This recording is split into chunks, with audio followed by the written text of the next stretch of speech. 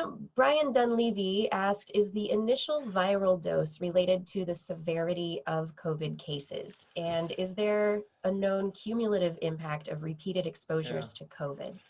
Well, our group actually happens to be doing a lot of work on infectious dose, working with a group of individuals around the world on animal model studies, industrial hygiene modeling, aerobiology, et cetera. And at this point, let me just say that by far the best data we have, particularly from animal models, suggests that dose is not nearly as important as people thought as it relates to yes or no. And what I mean, I'll come back to that in a minute. Once you hit a minimal dose, it doesn't necessarily mean that more of it's going to make you more ill and less of it's not.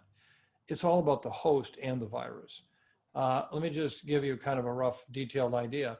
If you take a young, healthy macaque and a monkey, which is the good model we're using today, and you take an older one, 12 years old, diabetes, overweight, and you give them both low dose of virus, the young macaque often shows very little, any symptoms, although they will get infected. The older macaques will get critically ill and potentially die. If you take high dose and hit both of them, the older one has the same thing all over again. The younger one now, more of them become more seriously ill. So there is a dose effect a bit there, but not to the extent that we see the big impact really being the host. So that's why you see so many young people who aren't getting seriously ill, or in that case, even recognizing more than a fever, a headache, chills, unless you have a risk factor. If you're 22 and your BMI is 38, you know what? You have a potential real chance of dying if you get this infection. On the other hand, if you're healthy, not. And if you get older and you have underlying health disease, kidney disease, cardiovascular disease, etc., your percentage likelihood it goes up substantially of having a serious outcome.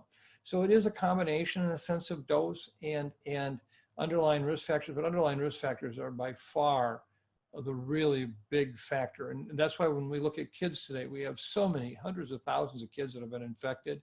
And yet when you actually look at the outcomes, and any death is a tragedy.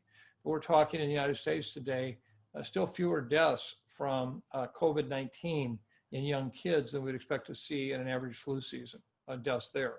That doesn't make them right or doesn't make it okay. It's just pointing out that it is different in young kids, and we still don't understand completely why that's the case.